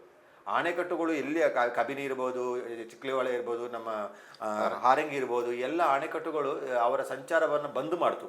ಆನೆ ಒಂದೇ ಪ್ರದೇಶದಲ್ಲಿ ನಿಲ್ಲುವಂಥದ್ದಲ್ಲ, ಅದು ಸುದೀರ್ಘಾವಧಿಗೆ ನಡ್ಕೊಂಡು ಹೋಗುವಂಥದ್ದು, ತುಂಬ ದೂರ ಗಂಟೆ ಹೋಗುವಂಥದ್ದು, ಅದೇ ಹಾದಿಯಲ್ಲಿ ಮತ್ತೆ ವಾಪಸ್ ಬರೋದು. ಅದಕ್ಕೆ ದಿಕ್ಕು ತಪ್ಪಿದಾಗೆ ಅವರೆಲ್ಲ ಊರಿಗೆ ಬರುವಂಥದ್ದು. ಅದು ಆ ಕಾಡಿನ ಸಮಸ್ಯೆಗಳು ಸಹ ಅದಾಗೋದು. ಅದು ಮತ್ತಷ್ಟು ರೈಲ್ವೆ ಹಳಿ ಬಂದರೆ ಅದು 100% ಅದರ ಸಮಸ್ಯೆ ಮತ್ತಷ್ಟು ಸಮಸ್ಯೆ ತೀವ್ರವಾಗುವಂಥದ್ದು ಸಹ ಆಗುತ್ತೆ. ಅದರೊಂದಿಗೆ ರೈಲ್ವೆ ಅದನ್ನು ಈಗ ನಾವು ಹೇಳಿದರೆ ಕೊಡಗಿ ಮಾತ್ರನ ಆ ಸಬ್ಜೆಕ್ಟ್ ಅಂತ ಹೇಳುವಂಗೆ ಆಗ್ಬೋದು. ಕಳ್ಳರ ಸಂಖ್ಯೆನೂ ಸಹ ಹೆಚ್ಚಾಗಿ ಆಗುವಂಥದ್ದನ್ನು ಈ ರೈಲ್ವೆ ಮೂಲಕನೇ ಎಲ್ಲ ಕಡೆಯಲ್ಲಿ ಕಳ್ಳರುಗಳು ಸಾಗಾಟ ಸುಲಭವಾಗಿ ಬಂದು ಕೆಲಸ ಮಾಡಿ ಹೋಗಿ ಕಳ್ಳತನ ಮಾಡಿ ಹೋಗುವುದಕ್ಕೆ ಆ ಕೆಲಸಗಳಾಗುತ್ತೆ. ಬಹುಶಃ ರೈಲ್ವೆ ಮಾರ್ಗ ಇಲ್ಲದ ಕಾರಣಕ್ಕಾಗಿ ಆ ಬೇರೆ ಪ್ರದೇಶದಲ್ಲಿ ಕಳ್ಳತನ ಆಗುವಷ್ಟು ಪ್ರಮಾಣದ ಕಳ್ಳತನ ಕೊಡಗಿನಲ್ಲಿ ಇಲ್ಲ ಅಂತ ಹೇಳ್ಬೋದು. ಆ ರೈಲ್ವೆ ಮಾರ್ಗ ಬಂದರೆ ಹೆಚ್ಚು ಕಳ್ಳತನದ ಪ್ರಮಾಣ ಹೆಚ್ಚಾಗುತ್ತೆ, ದರೋಡೆಗಳ ಸಂಖ್ಯೆ ಹೆಚ್ಚಾಗುತ್ತೆ ಅಂತ ಹೇಳುವಂಥದ್ದು, ಸ್ವಚ್ಛತೆಗೆ ಧಕ್ಕೆ ಆಗುತ್ತೆ ಅಂತ, ಮತ್ತಷ್ಟು ಸ್ವಚ್ಛತೆಗೆ ಧಕ್ಕೆ ಆಗುತ್ತೆ ಅಂತ ಹೇಳುವಂಥದ್ದು. ಪ್ರವಾಸೋದ್ಯಮಕ್ಕೆ ಜನ ಬಂದರೆ ಖುಷಿ ಪಡೋದಂದ್ರೆ ಒಂದು ಇತಿಮಿತಿ ಒಳಗೆ ಪ್ರವಾಸೋದ್ಯಮ ಇಲ್ಲದ್ರೆ ಅದರ ವ್ಯತಿರಿಕ್ತ ಪರಿಣಾಮ ಕೊಡಗಿನ ಎಲ್ಲ ಭವಿಷ್ಯದ ಮೇಲೆ ಗಂಡಾಂತರಗಳನ್ನ ಸೃಷ್ಟಿಯಾಗುತ್ತೆ. ಆ ಸಮಸ್ಯೆಗಳು ಸಹ ಆಗ್ತಾ ಇತ್ತು. ಹಾಗಾಗಿ ಬಹುತೇಕ ಜನ ಕೊಡಗಿನ ಮೂಲ ನಿವಾಸಿಗಳು, ಪರಿಸರವಾದಿಗಳು ಈ ಯೋಜನೆಗಳನ್ನು ಮೊದಲಿಂದನೂ ರೈಲ್ವೆ ಯೋಜನೆಗಳು ಪ್ರಸ್ತಾವ ಬಂದಾಗೆಲ್ಲರೂ ವಿರೋಧ ಮಾಡ್ತಾ ಇದ್ದಾರೆ. ಆದರೆ ಜಾಗತಿಕವಾಗಿ ಯೋಚನೆ ಮಾಡುವವರು, ಉದ್ಯೋಗಾವಕಾಶಗಳು, ಬೇರೆ ಬೇರೆ ವಲಯದಲ್ಲಿ ಆದಾಯಗಳನ್ನು ಬಯಸುವಂಥವರು ಇದನ್ನು ಸ್ವಾಗತಿಸ್ತಾರೆ. ಯೋಜನೆ ಬೇಕು, ಅದೇನು ಕೊಡಗಿಗೆ ಮಾತ್ರ ರೈಲ್ವೆ ಬಂದರೆ ಎಲ್ಲ ತೊಂದರೆ ಆಗೋದು, ಬೇರೆ ಕಡೆಗಳಲ್ಲಿ ಏನು ಇಲ್ವಾ, ನಾವು ಜಾಗತಿಕವಾಗಿರುವಂಥ ಅವಕಾಶಗಳನ್ನು ಸದುಪಯೋಗ ಪಡಿಸ್ಕೊಳ್ಬೇಕು ಅಂತ ಹೇಳುವುದನ್ನು ಬೆಂಬಲಿಸುವವರು ಹೇಳ್ತಾರೆ. ಅದನ್ನು ಗಟ್ಟಿ ಧ್ವನಿಯಲ್ಲಿ ಹೇಳುವಂಥ ತಾಕತ್ತು ಬಹುತೇಕ ಯಾರಿಗೂ ಇಲ್ಲ. ಬಹುತೇಕ ಜನಾಭಿಪ್ರಾಯ ಅದರ ವಿರುದ್ಧವಾಗಿರುವ ಕಾರಣಕ್ಕಾಗಿ ಯಾರೂ ರೈಲು ಬೇಕು ಅಂತ ಹೇಳಿ ಪ್ರಬಲವಾಗಿ ಹೇಳೋಕ್ಕೆ ಸಾಧ್ಯ ಆಗೋದಿಲ್ಲ. ಹಾಗಾಗಿ ಜನಪ್ರತಿನಿಧಿಗಳು ಸಹ, ಕೇಂದ್ರ ಜನಪ್ರತಿನಿಧಿಗಳಿರ್ಬೋದು, ಕೇಂದ್ರವನ್ನು ಪ್ರತಿನಿಧಿಸುವ ಜನಪ್ರತಿನಿಧಿಗಳು, ರಾಜ್ಯವನ್ನು ಪ್ರತಿನಿಧಿಸುವ ಜನಪ್ರತಿನಿಧಿಗಳು ಈ ಯೋಜನೆ ಪ್ರಬಲವಾಗಿ ಬೇಕು ಅಂತ ಹೇಳಿ ಸರ್ಕಾರ ಮಟ್ಟದಲ್ಲಿ ವ್ಯವಹರಿಸೋದಕ್ಕೆ, ಒಂದು ದೃಢವಾಗಿ ಹೇಳುವುದಕ್ಕೆ ಅದು ಸಹ ಸಾಧ್ಯ ಆಗ್ತಿಲ್ಲ. ಸ್ವತಃ ಸಂಸದರಾದಂಥ ಯದುವೀರ್ ಅವರು ಸಹ ಅದನ್ನೇ ಹೇಳಿದ್ದಾರೆ. ರೈಲ್ವೆ ಬಗ್ಗೆ ಪರವಿರುದ್ಧವಾದಂಥ ಅಭಿಪ್ರಾಯ ಇದೆ, ಜನಾಭಿಪ್ರಾಯವನ್ನು ಸಂಗ್ರಹ ಮಾಡಿ ಮತ್ತೊಂದು ಸಲ ಒಂದು ಸಭೆ ಮಾಡಿ ಅದನ್ನು ಕೇಂದ್ರ ಸರ್ಕಾರದ ಗಮನ ಸೆಳೆಯುವ ಕೆಲಸವನ್ನು ಮಾಡ್ತೀನಿ ಅಂತ ಹೇಳುವಂಥ ಮಾತನ್ನು ಹೇಳಿದ್ದಾರೆ. ಒಕ್ಕೊರಳ ಅಭಿಪ್ರಾಯ ಬಂದರೆ ನಮಗೆ ಬೇಕು ಅಂತ ಹೇಳೋದಾದರೆ ಅದೇನು ಸಾಧ್ಯ ಆಗೋದಿಲ್ಲ. ಇದರಲ್ಲಿ ಲಾಭದಾಯಕ ಅಂತ ಹೇಳುವಂಥದ್ದು ಪ್ರಶ್ನೆಯೇ ಬರೋದಿಲ್ಲ. ಅದರಲ್ಲೂ ನಾವು ಇನ್ನೂ ಒಂದು ಯೋಚನೆ ಮಾಡಬೇಕಾದ್ರೆ, ರೈಲ್ವೆ ಅಲ್ಲದೆ ಹೋದರೂ ಸಹ ಕೊಡಗಿನಲ್ಲಿ ಬೇರೆ ಬೇರೆ ಕಾರಣಗಳಿಗಾಗಿ ಸೂಕ್ಷ್ಮವಾಗಿ ಜಿಲ್ಲೆ ಇದೆ, ಪಶ್ಚಿಮ ಘಟ್ಟದ ಹೃದಯ ಭಾಗದಲ್ಲಿದೆ, ಪ್ರವಾಸಿಗರು ಹೆಚ್ಚಿನ ಸಂಖ್ಯೆಯಲ್ಲಿ ಬರ್ತಾರೆ. ಇಲ್ಲಿಯ ಜನರ ಆರೋಗ್ಯವನ್ನು ಕಾಪಾಡೋ ಕಾರಣಕ್ಕಾಗಿ, ಜೀವ ಉಳಿಸುವ ಕಾರಣಕ್ಕಾಗಿ, ಹೃದಯಘಾತವಾದ ಸಂದರ್ಭದಲ್ಲಿರ್ಬೋದು, ಅಪಘಾತಗಳಾದ ಸಂದರ್ಭದಲ್ಲಿರ್ಬೋದು, ತುರ್ತು ಸಂದರ್ಭದಲ್ಲಿ ಅವರಿಗೆ ಚಿಕಿತ್ಸೆ ಕೊಡೋದಕ್ಕೆ ಇವತ್ತಿಗೂ ಸಹ ಮಂಗಳೂರು ಅಥವಾ ಮೈಸೂರನ್ನೇ ಅವಲಂಬಿಸಿರಬೇಕು. ಕನಿಷ್ಠ 3 ಗಂಟೆ ಜರ್ನಿ ಇಲ್ಲದೆ ಒಳ್ಳೆಯ ಆಸ್ಪತ್ರೆಗೆ ತಲುಪುವುದಕ್ಕೆ ಕೊಡಗಿನವರಿಗೆ ಸಾಧ್ಯ ಆಗ್ತಿಲ್ಲ. ಇಂದಿಗೂ ಸಹ ದಾರಿ ಮಧ್ಯದಲ್ಲಿ ಸಾಯುವಂಥ ಪ್ರಮಾಣ ಇನ್ನೂ ನಡೀತಾ ಇದೆ. ಕೊಡಗಿನಲ್ಲಿ ಮೆಡಿಕಲ್ ಕಾಲೇಜ್ ಇದೆ, ಮೆಡಿಕಲ್ ಕಾಲೇಜ್ ಇದ್ರೂ ಸಹ ಒಬ್ಬ ಹೃದಯಘಾತವಾದಾಗ ಅವನಿಗೆ ತಕ್ಷಣವಾಗಿ ಟ್ರೀಟ್ಮೆಂಟ್ಗೆ ಮೈಸೂರಿಗೆ ಸಜೆಸ್ಟ್ ಮಾಡ್ತಾರೆ. ಇವತ್ತು ಇಷ್ಟು ಕ್ಯಾನ್ಸರ್ ಇಡೀ ಮಾರಕವಾಗಿ ಪರಿಣಮಿಸ್ತಾ ಇದೆ. ನಮಗೆ ಕ್ಯಾನ್ಸರ್ ಟ್ರೀಟ್ಮೆಂಟ್ ನಮ್ಮಲ್ಲಿಲ್ಲ. ಕ್ಯಾನ್ಸರ್ಗೆ ಡಯಾಲಿಸಿಸ್ ಟ್ರೀಟ್ಮೆಂಟ್ ಮಾಡಬೇಕು ಅಂತ ಹೇಳಿದ್ರೆ ಮೈಸೂರು, ಮಂಗಳೂರು, ಬೆಂಗಳೂರಿಗೆ ಇಲ್ಲಿಗೆ ಹೋಗಬೇಕಾಗುತ್ತದೆ. ಇರುವುದರಲ್ಲಿ ಒಂದು ಡಯಾಲಿಸಿಸ್, ಕಿಡ್ನಿಗೆ ಡಯಾಲಿಸಿಸ್ಗೆ ಒಂದು ಚೆನ್ನಾಗಿ ವ್ಯವಸ್ಥೆ ಇದೆ. ಕಿಡ್ನಿ ಡಯಾಲಿಸಿಸ್ ಸಂಬಂಧಪಟ್ಟ ಹಾಗೆ ಒಂದಿಷ್ಟು ಸೀನಿಯಾರಿಟಿಯಲ್ಲಿ ಪೂರ್ಣ ಪ್ರಮಾಣದಲ್ಲಿ ಬಳಕೆ ಆಗ್ತಾಯಿದೆ, ಅದು ಜನರಿಗೂ ಬಳಕೆ ಆಗ್ತಿದೆ. ಕಿಡ್ನಿಗೆ ಸಂಬಂಧಪಟ್ಟ ಡಯಾಲಿಸಿಸ್ ಮಾಡಬೇಕಾದ್ರೂ ಹೊರಗೆ ಹೋಗುವಂಥ ಪರಿಸ್ಥಿತಿ ಒಂದಿಲ್ಲ. ಬಿಟ್ಟರೆ ಕ್ಯಾನ್ಸರ್ಗೆ ಇವತ್ತು ಸಹ ಹೊರಗೆ ಹೋಗಬೇಕಾಗಿದೆ. ತಜ್ಞ ವೈದ್ಯರು ಇವತ್ತಿಗೂ ಸಹ ನಮ್ಮ ಮೆಡಿಕಲ್ ಕಾಲೇಜ್ ನಮ್ಮಲ್ಲೇ ಇದೆ. ಅಥವಾ ಮಲ್ಟಿ ಸ್ಪೆಷಾಲಿಟಿ ಆಸ್ಪತ್ರೆಯನ್ನು ಕೊಡಿ ಅಂತ ಹೇಳುವಂಥ ಕೂಗನ್ನು ಉತ್ತರ ಕನ್ನಡ ಜಿಲ್ಲೆಯೊಂದಿಗೆ ಕೊಡಗಿನವರು ಕೇಳಿದರು. ಯಾವ ಸರ್ಕಾರನೂ ಅದನ್ನು ದೃಢವಾಗಿ ತೆಗೆದುಕೊಳ್ಳಲಿಲ್ಲ. ಆಗೂ ಸಹ ಬಂದ ಪ್ರಶ್ನೆ ಇದು ಲಾಭದಾಯಕ ಅಲ್ಲ ಅಂತ. ಇದು ಜೀವದ ಪ್ರಶ್ನೆ ಬಂದಾಗ ಇದು ನೀವು ಲಾಭ ನಷ್ಟದ ಲೆಕ್ಕವನ್ನು ಹಣದ ಲೆಕ್ಕದಲ್ಲಿ ತೆಗೆದುಕೊಳ್ಳೋಕ್ಕೆ ಸಾಧ್ಯನೇ ಆಗೋದಿಲ್ಲ. ಒಂದು ಇಡೀ ಕುಟುಂಬದ ಆಧಾರ ಸ್ತಂಭವೇ ತೀರಿ ಹೋದರೆ ಬದುಕಿನ ದಿಕ್ಕೇ ಬದಲಾಗುತ್ತದೆ. ಅದರಲ್ಲಿ ನೀವು ಲಾಭ ನಷ್ಟ ತಗೊಳ್ಳೋಕ್ಕೆ ಸಾಧ್ಯನೇ ಆಗೋದಿಲ್ಲ. ಇವತ್ತು ನಮ್ಮಲ್ಲಿ ಮೆಡಿಕಲ್ ಕಾಲೇಜ್ ಇದೆ, ಅಲ್ಲಿಗೆ ಸೂಪರ್ ಸ್ಪೆಷಾಲಿಟಿ ಆಸ್ಪತ್ರೆಯನ್ನು ಅಥವಾ ಮಲ್ಟಿ ಸ್ಪೆಷಾಲಿಟಿ ಆಸ್ಪತ್ರೆಯನ್ನು ಮಾಡಬೇಕಾಗುತ್ತೆ. ಅದನ್ನು ಜನ ಬೇಕು ಅಂತ, ಅದರಲ್ಲಿ ಯಾವುದೂ ವಿರೋಧ ಇಲ್ಲ. ಯಾವ ಜನರು ಬೇಡ ಅಂತ ಹೇಳ್ತಿಲ್ಲ, ಯಾರು ಬೇಡ ಅಂತ ಹೇಳ್ತಿಲ್ಲ. ನಮ್ಮ ಮೆಡಿಕಲ್ ಕಾಲೇಜನ್ನೇ ಇರೋದನ್ನ ಮಲ್ಟಿ ಸ್ಪೆಷಾಲಿಟಿ ಆಸ್ಪತ್ರೆ ಮಾಡಬಹುದು. ಅದರಲ್ಲೂ ನಮಗೆ ಏನು ಬೇಕಾಗಿದೆ, ತುರ್ತು ಆ ಜೀವ ಉಳಿಸಿಕೊಳ್ಳುವಂಥ, ಅಪಘಾತ ಆದ ಸಂದರ್ಭದಲ್ಲಿ ಎಲ್ಲ ಕಾರಣದ ಟ್ರೀಟ್ಮೆಂಟ್ ಸಿಗುವಂಗೆ, ಹೃದಯಘಾತವಾದವಾಗ ಇಲ್ಲೇ ಅದನ್ನ ತುರ್ತು ಚಿಕಿತ್ಸೆ ಸಿಗುವ ರೀತಿಯಲ್ಲಿ ವ್ಯವಸ್ಥೆಯನ್ನು ಮಾಡಿಕೊಟ್ರೆ ಅದು ಸಹ ಜನರಿಗೆ ಬೇಕಾಗುತ್ತೆ. ಅದರ ಒಕ್ಕೊರಳೆ ಕೇಳಿಯೇ ಮಾಡಲಿಲ್ಲ. ಹಾಗಿರುವಾಗಾದರೆ ರೈಲ್ವೆ ಸಂಬಂಧಪಟ್ಟ ಹಾಗೆ ಪರವಿರುದ್ಧವಾದಂಥ ಅಭಿಪ್ರಾಯ ಇರುವ ಕಾಲಘಟ್ಟದಲ್ಲಿ ಸರ್ಕಾರಕ್ಕೆ ಅದೇ ನೆಪ ಆಯಿತು. ಅದಕ್ಕೆ ಈ ರಾಜ್ಯ ಸರ್ಕಾರವು ಸಹ ರೈಲ್ವೆ ಮೈಸೂರಿಂದ ಕುಶಾಲನಗರದವರೆಗೆ ಅವರು ರೈಲ್ವೆ ಟ್ರ್ಯಾಕ್ ಎಲ್ಲಿಗೆ ಹೋಗುತ್ತೆ ಸಮೀಕ್ಷೆ ಮಾಡಿದ್ದಾರೆ. ಇದನ್ನು ತೆಗೆದುಕೊಳ್ಬೇಕಾದ್ರೆ ಅವರ ಜಾಗಕ್ಕೆ ವ್ಯಾಲ್ಯೂವನ್ನು 2 ಪಟ್ಟು 3 ಪಟ್ಟು ಅದೇನು ಸರ್ಕಾರಿ ದರ ನಿಗದಿ ಮಾರುಕಟ್ಟೆ ದರಕ್ಕಿಂತ ಹೆಚ್ಚು ದರವನ್ನು ಕೊಟ್ಟು ಜಾಗವನ್ನು ಮಾಡಬೇಕಾಗುತ್ತೆ. ಒಂದು 300-400 ಕೋಟಿ ರೂಪಾಯಿ ಸರ್ಕಾರಕ್ಕೆ ಬರ್ಬೋದು. ರಾಜ್ಯ ಸರ್ಕಾರಕ್ಕೆ ದೊಡ್ಡ ಹೊರೆ ಏನಲ್ಲ ಅದು. ನಮಗೆ ಪರ್ಸನಲ್ ಆಗಿ ಯೋಚನೆ ಮಾಡಿದ್ರೆ ಒಬ್ಬರೇ ತಗೊಂಡ್ರೆ 300 ಕೋಟಿ 400 ಕೋಟಿ ದೊಡ್ಡ ಅಮೌಂಟ್ ಅನಿಸ್ಬೋದು. ಸರ್ಕಾರಕ್ಕೆ ಅದು ದೊಡ್ಡ ಅಮೌಂಟ್ಗಳೇ ಅಲ್ಲ. ಮನಸ್ಸು ಮಾಡಿದರೆ ಮಾಡಲೇಬೇಕು ಅಂತ ಹೇಳಿ ದೊಡ್ಡ ಮನಸ್ಸಲ್ಲ. ಅವರಿಗೆ ಆಸಕ್ತಿ ಕೊರತೆ ಹೊಂದಿರ್ಬೋದು. ಮತ್ತು ಇದರ ವಿರುದ್ಧ ತೆರೆಮರೆಯಲ್ಲಿ ವಿರೋಧ ಮಾಡೋರು ಒತ್ತಡ ಇರುವ ಕಾರಣಕ್ಕಾಗಿ ಅದಿರ್ಬೋದು. ಯಾಕಂದರೆ ಕೊಡಗು ಮಾರಕ ಯೋಜನೆ ವಿರೋಧ ಹೋರಾಟ ಸಮಿತಿಯು ಸಹ ಮಡಿಕೇರಿಯಲ್ಲೂ ಪ್ರತಿಭಟನೆ ಮಾಡಿತು, ದೊಡ್ಡ ಸಂಖ್ಯೆಯಲ್ಲಿ ಮೈಸೂರಿನಲ್ಲಿ ಪ್ರತಿಭಟನೆಯನ್ನು ಮಾಡ್ತು. ಇವತ್ತು ರೈಲ್ವೆ ಯೋಜನೆ ಸ್ಥಗಿತಗೊಂಡಾಗ ಸ್ಥಳೀಯ ಪತ್ರಿಕೆಯಲ್ಲಿ ಜಾಹೀರಾತು ಹಾಕುವುದರ ಮೂಲಕ ಸಂಭ್ರಮಿಸುವುದನ್ನು ಸಹ ನೋಡ್ಬೋದು. ಅವರೇ ನಮಗೆ ಈ ಯೋಜನೆ ನಮ್ಮ ಕಾರಣಕ್ಕಾಗಿ, ನಮ್ಮ ಹೋರಾಟದ ಕಾರಣಕ್ಕಾಗಿ ಅದು ಸ್ಥಗಿತವಾಗಿದೆ ಅಂತ ಹೇಳುವುದನ್ನು ಹೇಳಿದರು. ಅದಕ್ಕೆ ಸಂಬಂಧಪಟ್ಟಾಗಿ ಮಡಿಕೇರಿಯಲ್ಲಿ ಪ್ರತಿಭಟನೆ ಆದ ಸಂದರ್ಭದಲ್ಲಿ 11 ಜನರ ಮೇಲೆ ಪ್ರಕರಣವೂ ಆಯಿತು. 6 ವರ್ಷಗಳ ಕಾಲ ಅವರು ಕೋರ್ಟಿಗೆ ಅಲೆಯುವಂಥ ಕೆಲಸವೂ ಆಯಿತು. ಹೀಗಾಗಿ ಆ ರೈಲ್ವೆ ಯೋಜನೆ ಬಹುಶಃ ಅದು ಇನ್ನೂ ಕಾರ್ಯರೂಪಕ್ಕೆ ಬರೋದಕ್ಕೆ ಚಾನ್ಸಸ್ ತೀರಾ ಕಡಿಮೆ ಅಥವಾ ಸಾಧ್ಯನೇ ಇಲ್ಲ. ಇನ್ನೊಂದಷ್ಟು ವರ್ಷಗಳ ನಂತರ, ಇನ್ನೂ ಜಾಗತಿಕವಾಗಿ ಬೆಳೆದ ನಂತರ, ಎಲ್ಲ ಪ್ರದೇಶಗಳ ಹಾಗೇನೆ ಕೊಡಗಿನೂ ಒಂದು ಪ್ರದೇಶ ಆದಾಗ, ಅಥವಾ ಉತ್ತರ ಭಾರತ ಕಾರ್ಮಿಕರು ಈಗ ಕಾರ್ಮಿಕರಾಗಿ ಬರ್ತಾ ಇದ್ದಾರೆ, ಮುಂದೊಂದಿನ ಇಲ್ಲೇ ನೆಲೆಸಿ ಇಲ್ಲೇ ಬದುಕು ಕಟ್ಟಿಕೊಂಡು ಅತಿಥಿಗಳಾದಾಗ ಅತಿಥಿ ಅಲ್ಲ, ಅವರೇ ಇಲ್ಲೇ ನೆಲೆಸಿ ಇಲ್ಲೇ ಸಂಘ ಸಂಸ್ಥೆಯನ್ನು ಸ್ಥಾಪನೆ ಮಾಡಿ ಇಲ್ಲೇ ಆಸ್ತಿಯನ್ನು ಖರೀದಿ ಮಾಡಿ ಇಲ್ಲೇ ಬದುಕು ಕಟ್ಟಿಕೊಳ್ಳುವ ಕಾಲಘಟ್ಟಗಳು ದೂರ ಏನಿಲ್ಲ. ಈಗಾಗಲೇ ಸಣ್ಣ ಪ್ರಮಾಣದಲ್ಲಿ ಪ್ರಾರಂಭಿಸಿದ್ದಾರೆ. ವಿರೋಧ ಮಾಡಿಕೊಂಡು ವಿರೋಧ ಅಷ್ಟೇ, ಅದು ಏನು ಆಗೋದಿಲ್ಲ. ವಿರೋಧ ಮಾಡೋರು ತೋಟದಲ್ಲೂ ಕೆಲಸ ಮಾಡ್ತಿರ್ತಾರೆ, ಅವರು ಕಟ್ಟಡದಲ್ಲಿ ಇರ್ತಾರೆ, ಎಲ್ಲರೂ ಪರೋಕ್ಷವಾಗಿ ಪ್ರತ್ಯಕ್ಷವಾಗಿ ಅವರನ್ನ ಅವಲಂಬಿಸಿರುವಂಥ ಕೆಲಸಗಳು ಇದ್ದೇ. ಇವತ್ತು ಕಾಫಿ ಉದ್ಯಮವನ್ನ ಕೆಲಸ ಮಾಡ್ತಿರುವಂಥದ್ದೇ ಎಲ್ಲೂ ಉತ್ತರ ಭಾರತ ಕಾರ್ಮಿಕರು. ಈವನ್ ಕಾಫಿ ವರ್ಕ್ಸಲ್ಲೂ ಕೆಲಸ ಮಾಡೋದು ಅವರೇ, ಲೋಡರು ಅವರೇ, ಕಾಫಿ ಕೊಯ್ಯೋದು ಅವರೇ, ಕಾಫಿ ತೋಟ ಕೆಲಸ ಮಾಡೋದು ಅವರೇ, ಬಹುತೇಕ ಅವರೇ ಇದ್ದಾರೆ. ಹಿಂದಿನ ಸಾಂಪ್ರದಾಯಿಕವಾಗಿ ಕೆಲಸ ಮಾಡ್ತಿದ್ದ ಕಾರ್ಮಿಕರು ತೀರಾ ವಿರಳ ಸಂಖ್ಯೆಯಲ್ಲಿದ್ದಾರೆ. ಬಹುಶಃ ಉತ್ತರ ಭಾರತದ ಕಾರ್ಮಿಕರು ಬಂದು ಅವರು ಕೇಂದ್ರ ಸರ್ಕಾರದ ಮೇಲೆ ಒತ್ತಡ ಹಾಕಿ ನಮಗೆ ರೈಲ್ವೆ ಬೇಕು, ನಮ್ಮ ಊರಿಗೆ, ನಮ್ಮ ಮೂಲ ಊರಿಗೆ ಹೋಗಿ ಬರೋದಕ್ಕೆ ಅವಕಾಶ ಮಾಡಿಕೊಡಬೇಕು ಅಂತೇಳಿ ಅವರ ಜನಪ್ರತಿನಿಧಿಗಳ ಮೂಲಕ ಏನೋ ಒತ್ತಡ ಹಾಕಿದರೆ ಕೊಡಗಿಗೂ ರೈಲು ಸಂಪರ್ಕ ಬರುವಂಥ ಚಾನ್ಸಸ್ ಇರುತ್ತದೆ. ಅಂಥ ಕಾಲಘಟ್ಟಕ್ಕೆ ಒಂದು 2 ದಶಕ, ಬಹುಶಃ 2 ದಶಕ ಆದರೂ ಬೇಕು ಅನ್ನುತ್ತದೆ. ಇಂಥ ವಿಚಾರಗಳು ಬಂದಾಗ ಒಂದು ವರ್ಗ ವಾದ ಮಾಡ್ತದೆ, ನಾವು ಕೇವಲ ಈಗಿನ ಸ್ಥಿತಿಗೆ ಮಾತ್ರ ನಾವು ಯೋಚನೆ ಮಾಡಬೇಕಾ, ಅಥವಾ ಮುಂದೆ ಒಂದು 20-30 ವರ್ಷ, ಒಂದು 50 ವರ್ಷಕ್ಕೆ ಬೇಕಾದಂಥ ಯೋಜನೆಗೆ ಸಂಬಂಧಿತವಾಗಿ ವಿದೇಶಗಳನ್ನು ಕಂಪೇರ್ ಮಾಡ್ಕೊಳ್ತಾರೆ. ಆ ರಾಷ್ಟ್ರ ಆ ರೀತಿ ಅಭಿವೃದ್ಧಿ ಆಗಿದೆ, ನಮ್ಗಿಂತ ಎಷ್ಟೋ 100 ವರ್ಷ ಮುಂದೆ ಇದ್ದಾರೆ, ಆ ನಿಟ್ಟಿನಲ್ಲೆಲ್ಲ ಕಂಪೇರ್ ಮಾಡ್ತಾರೆ. ಈ ವಿಚಾರ ಬಂದಾಗ ನಾವು ಕೇವಲ ಈಗಿನ ಸ್ಥಿತಿಗತಿಯನ್ನು ಯೋಚನೆ ಮಾಡಬೇಕಾ, ಅಥವಾ ದೂರದೃಷ್ಟಿಯನ್ನು ಇಟ್ಕೊಂಡು ನಾವು ಯೋಚನೆ ಮಾಡಬೇಕು ಅನ್ನೋಂಥದ್ದು? ಅಲ್ಲ, ಹೌದು, ಅದನ್ನೇ ನಾನು ಹೇಳಿ, ಜಾಗತಿಕವಾಗಿ ಯೋಚನೆ ಮಾಡೋದಾದರೆ ಅದೆಲ್ಲೂ ಮಾಡಬೇಕು. ಈಗ ನೋಡಿ, ನಾವು ಇಲ್ಲಿ ತೊಂದರೆ ಆಗುತ್ತೆ, ಜನಜೀವನಕ್ಕೆ ತೊಂದರೆ ಆಗುತ್ತೆ, ನಮ್ಮ ಸಂಸ್ಕೃತಿ ಧಕ್ಕೆ ಆಗುತ್ತೆ, ಇಲ್ಲಿಯ ಭವಿಷ್ಯಕ್ಕೆ ತೊಂದರೆ ಆಗುತ್ತೆ ಅಂತ ಹೇಳ್ತೀವಿ. ಎಲ್ಲರೂ ಉದ್ಯೋಗ ಅವಕಾಶ, ವಿದ್ಯಾಭ್ಯಾಸಕ್ಕೆಲ್ಲ ಊರು ಬಿಡ್ತಿದ್ದಾರೆ. ವಿದ್ಯಾಭ್ಯಾಸಕ್ಕೆ ಹೋದವರು ಮೈಸೂರು, ಬೆಂಗಳೂರು ಅಥವಾ ಅದಕ್ಕಿಂತ ಹೊರಗೆ ವಿದ್ಯಾಭ್ಯಾಸಕ್ಕೆ ಹೋದವರೇ ಉದ್ಯೋಗ ಅಂತೇಳಿ ಅಲ್ಲೇ ಸೇರ್ತಾರೆ, ಮತ್ತೆ ಸಾಂಸಾರಿಕವಾಗಿ ಅಲ್ಲೇ ಬದುಕ್ತಾರೆ. ಅವ್ರಿಗೆ ಆದಾಯ ಪಾಲನೆ ಮಾಡ್ತಾರೆ ಅಲ್ಲ, ಅದೊಂದು ಆದಾಯ ಬಂದು ಅಲ್ಲೇ ಮನೆ ಕಟ್ತಾರೆ, ಅಲ್ಲೇ ಜಾಗ ಪರ್ಚೇಸ್ ಮಾಡ್ತಾರೆ, ಅವರೇ ಇಲ್ಲಿಗೆ ಗೆಸ್ಟ್ ಆಗ್ತಾರೆ. ಅವ್ರನ್ನ ಉಳಿಸ್ಕೊಳ್ಳೋದಕ್ಕಾಗಿ ಇದೆಲ್ಲ ಬೇಡ ಅಂತ ನಾವು ಹೇಳ್ತೀವಿ, ಅವರೇ ಬಿಟ್ಟು ಹೋಗಿರ್ತಾರೆ. ಬಹುತೇಕ ಆಚರಣೆಗಳು ಅದು ಬೇಕಾಗಿರಲ್ಲ. ಜಾಗತಿಕವಾಗಿ ಹೋದಾಗ ಈಗ ಬೆಂಗಳೂರು ಅಥವಾ ಮಹಾನಗರಗಳಲ್ಲಿ ಹೇಗಿರುತ್ತೆ, ಅಕ್ಕಪಕ್ಕದಲ್ಲಿ ಯಾರು ಇದ್ದಾರೆ ಅಂತ ಅವ್ರಿಗೆ ಕೇಳೋದಿಲ್ಲ, ಅವ್ರಿಗೆ ಅವಶ್ಯಕತೆ ಇಲ್ಲ. ಅದೇ ಹಳ್ಳಿಯಲ್ಲಿ ಒಬ್ಬ ಊರು ಹೊಸ ಬಂದರೆ ಊರಿಗೆ ಗೊತ್ತದೆ ಯಾರೋ ಬಂದಿದ್ದಾರೆ ಅಂತೇಳಿ. ಇಲ್ಲಿ ಆ ಪಕ್ಕದ ಮನೇಲಿ ಏನಾಯ್ತು ಅಂತ ಯಾರು ಕೇಳಕ್ಕೆ ಹೋಗಲ್ಲ, ಅವ್ರಿಗೆ ಅದ್ರ ಅವಶ್ಯಕತೆ ಇಲ್ಲ, ಅವ್ರ ಟೈಮ್ ಇರೋದಿಲ್ಲ. ಯಾರೋ ಟೈಮ್ ಯಾರನ್ನೂ ಕೆಲಸ ಮಾಡ್ತಿರ್ತಾರೆ, ಅವ್ರಿಗೆ ಅವಶ್ಯಕತೆ ಇಲ್ಲ. ನೀವು ಜಾತಿ ಕೇಳೋದಿಲ್ಲ, ಧರ್ಮ ಕೇಳೋದಿಲ್ಲ, ಸಂಬಳ ಕೇಳೋದಿಲ್ಲ, ಸ್ಥಿತಿಗತಿ ಕೇಳೋದಿಲ್ಲ, ಅವ್ರ ಸಮಸ್ಯೆ ಕೇಳೋದಿಲ್ಲ, ಒಳ್ಳೆದು ಕೇಳೋದಿಲ್ಲ, ಕೆಟ್ಟದ್ದು ಕೇಳೋದಿಲ್ಲ. ಅವ್ರಿಗೆ ಯಾರಿಗೆ ಬೇಕೋ ಒಟ್ಟಿಗೆ ಸೇರ್ಕೊಳ್ತಾರೆ, ಅವ್ರವ್ರ ಬದುಕನ್ನ ಅವ್ರು ನಡೆಸ್ತಾರೆ. ಜಾಗತಿಕವಾಗಿ ಯೋಚನೆ ಮಾಡೋದಾದರೆ ನಮಗೆ ಇಲ್ಲಿ ಕೈಗಾರಿಕೆ ಸ್ಥಾಪನೆ ಆಗಬೇಕು, ಉದ್ಯೋಗ ಅವಕಾಶಗಳು ಸಿಗುತ್ತೆ. ಪ್ರವಾಸೋದ್ಯಮದ ಎಲ್ಲ ವಲಯಗಳು ಇಲ್ಲಿ ಆಗಬೇಕಾದ್ರೆ ಅದನ್ನು ದೊಡ್ಡ ಪ್ರಮಾಣದಲ್ಲಿ ಮಾಡೋಕೆ ಹೊರಟ್ರೆ ಸಹಜವಾಗಿ ಅವಕಾಶ ಆಗುತ್ತೆ. ನಾವು ಇಲ್ಲಿ ವಿರೋಧ ಮಾಡ್ತಾ 27ರಷ್ಟು ರೆಸಾರ್ಟ್ಗಳು ಕೊಡಗಿನಲ್ಲಿ ಸ್ಥಾಪನೆ ಆಗಿದೆ. ಬೇಡ ಅಂತ ಹೇಳ್ತೇನೆ, ಮತ್ತೆ ದೊಡ್ಡ ಪ್ರಾಪರ್ಟಿಗಳನ್ನು ತೆಗೆದುಕೊಂಡು ಆಗ್ತಾನೆ ಇದೆ. ಪ್ರವಾಸೋದ್ಯಮ ಡ್ಯಾಮೇಜ್ ಅಂತ ಹೇಳ್ತಾ ಬರ್ತಾ ಇದ್ದಾರೆ. ಏನೆಲ್ಲ ಆಗಬೇಕು ಅದ್ರ ಬಾಡಿ ನಾವು ಹೋಟೆಲ್ಗಳು, ಲಾಡ್ಜ್ಗಳು, ಈ ಹೋಮ್ ಸ್ಟೇಗಳ ಬಗ್ಗೆ ಫೋಕಸ್ ಮಾಡ್ತೀವಿ. ದೊಡ್ಡ ಪ್ರಮಾಣದಲ್ಲಿ ಆಗ್ತಿರುವಂಥ ರೆಸಾರ್ಟ್ಗಳಲ್ಲಿ ಅದು ಜಗತ್ತೇ ಬೇರೆ. ಸ್ಥಳೀಯರಿಗೆ ಅದ್ರ ಬಗ್ಗೆ ಅರಿವೇ ಆಗ್ತಿಲ್ಲ. ಅಲ್ಲಿ ಏನು ನಡೀತಾ ಇದೆ, ಅಲ್ಲಿ ಯಾರು ಬರ್ತಾ ಇದ್ದಾರೆ, ಏನೂ ಅರಿವಾಗ್ತಿಲ್ಲ. ದೊಡ್ಡ VIP ಬಂದು ಹೋಗ್ತಾರೆ, ಬೇರೆ ಚಟುವಟಿಕೆಗಳು ಬರ್ತಾರೆ, ಬೇರೆ ಜನ ಬಂದು ಹೋಗ್ತಾರೆ. ಯಾರಿಗೂ ಅದ್ರ ಅರಿವೇ ಇಲ್ಲ, ಯಾರು ಬರ್ತಾ ಇದ್ದಾರೆ ಅರಿವೇ ಇಲ್ಲ, ಅದ್ರ ಬಗ್ಗೆ ನಿಯಂತ್ರಣವೂ ಇಲ್ಲ, ಅದನ್ನ ಯಾರು ಕಂಟ್ರೋಲ್ ತೆಗೆದುಕೊಳ್ಳೋದಿಲ್ಲ, ಆಗಲ್ಲ. ವಿರೋಧ ಕೂಡ ಸೆಲೆಕ್ಟೆಡ್ ವಿರೋಧ ಆಗ್ತಾ ಇದೆ. ಒಂದೊಂದು ಯಾವುದೊಂದು ಹೇಳಿದ್ರು 500 ರೂಮ್ದು ಒಂದು ರೆಸಾರ್ಟ್ ಮಾಡ್ತಿದ್ದಾರೆ. ಅದರಲ್ಲಿ ಕನಿಷ್ಠ 2,000-3,000 ಜನ ಇರ್ತಾರೆ. ಒಂದು ಹಳ್ಳಿಯೇ ಒಂದು ರೆಸಾರ್ಟ್ ಅಲ್ಲಿ ಬಂದ ಹಾಗೇನೆ, ಒಂದು ಹಳ್ಳಿನೇ ಒಂದು ಆ ಉದ್ಯಮದಲ್ಲಿ ಅಷ್ಟು 500 ರೂಮ್ ಅಂತಂದ್ರೆ 2,000-3,000 ಉದ್ಯೋಗ ಅಂತ ಹೇಳಿ ಒಂದು ಕನಿಷ್ಠ 3,000 ಜನ ಒಂದು ಹಳ್ಳಿಯಲ್ಲಿ ಇರುವಷ್ಟು ಜನಸಂಖ್ಯೆ ಒಂದೇ ಪ್ರದೇಶದಲ್ಲಿ ಬಂತು.